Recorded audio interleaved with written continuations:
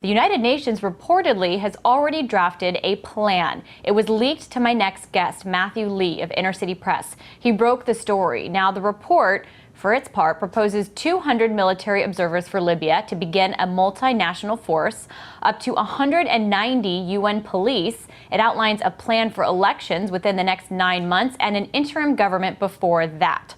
Earlier, I spoke with journalist Matthew Lee, and to start off, I asked him just under what mandate the UN is operating with this proposal for Libya now. Here's what he said.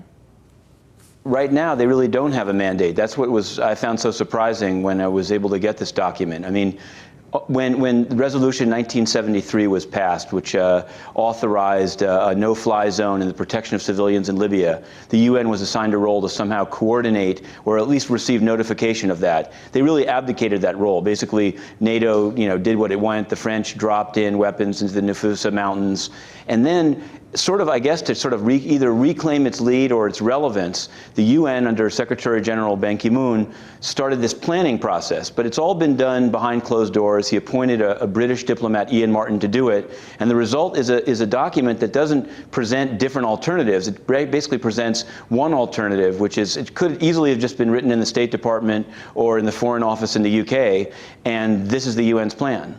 So do they have authority to implement this? Because, of course, since the Resolution 1973 was passed, we've seen veto-wielding members of the United Nations say that NATO has gone too far and gone beyond the resolution. Sure, that was said, and as you probably noticed, it didn't actually stop the dropping of weapons and the unfreezing of funds. The most recent fight at the UN has been whether unfrozen Libyan funds can be handed over to the National Transitional Council, since they're not. The UN itself hasn't recognized them yet. And basically the U.S. finessed that and called them the relevant authorities, but is providing them with the funds. But I'll give you an example. They really don't have a mandate. And in fact, in some places, this 10-page Martin plan says things like, we can do this without getting a new mandate from the Security Council, i.e. we can move peacekeepers from missions that already exist and put them in there. We can send military advisors. There's one line where they just say, they don't say this is controversial at all. They say, the Security Council's protection of civilians mandate implemented by NATO does not end with the fall of the Gaddafi government, and therefore NATO would continue to have some responsibilities. Mm-hmm. This is what I found surprising, because that's a controversial statement. That's certainly the position of some countries, but the idea that Ban Ki-moon would take that as his position without any equivocation is probably wrong. So is there any indication as to why that would be and who's behind this? Because as you mentioned, you said that this could very well have emanated from the State Department or, the United Kingdom's foreign ministry. So how did that happen? I mean, I think the reason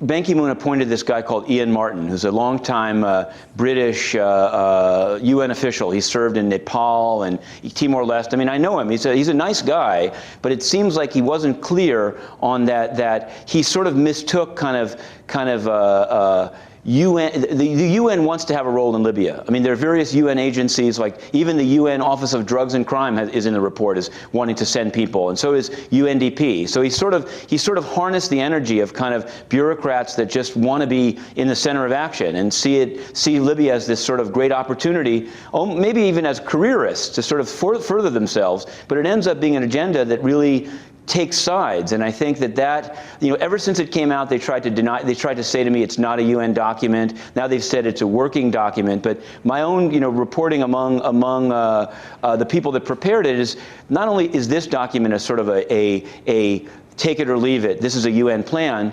Even when the UN was purporting to try to mediate between the rebels and the Gaddafi government of the time, the UN just showed up and said, here's our idea. Instead of listening to both sides, who knows whether the mediation could have been successful. Mm-hmm. But they sent this guy called Al-Khatib, and it's sort of, I think this is not a fine day for UN diplomacy or even-handedness. Well, speaking of diplomacy, at one time the African Union was seen as providing a good solution for diplomacy in Libya. Now we see that the African Union is largely left out of this United Nations plan. Is there a fallout from that, or one that's expected? Sure, I mean, there is. I think in the most recent fight, South Africa, for example, took issue with this idea of turning over Libyan money to the TNC. At the same time, I mean, I think that they've kind of lost the PR battle in the sense that, they went to great pains to say, they're not on the side of Gaddafi, that it's just a matter of following their procedures. But the way many people within the UN see it, and I think that they have some basis to say it, is that the UN kind of uses the African Union when it's convenient. For example, it's an African Union peacekeeping mission in Somalia because it's too dangerous for the other UN contingents. Mm-hmm. But where the African Union agrees with the UN, the African Union's view is given a lot of play. But where it doesn't, for example, in Ivory Coast, where the French and other powers wanted to enforce a pretty close election result and throw Gbagbo out, they just did it. They didn't really give any space to this African Union mediation. Same thing took place on Libya. Now, I know a lot of people that think the African Union is, should have been against Gbagbo, should be against Gaddafi, but the reality is you can't have it both ways. You can't say that you respect the African Union when they agree with you and then totally blow them off when they don't.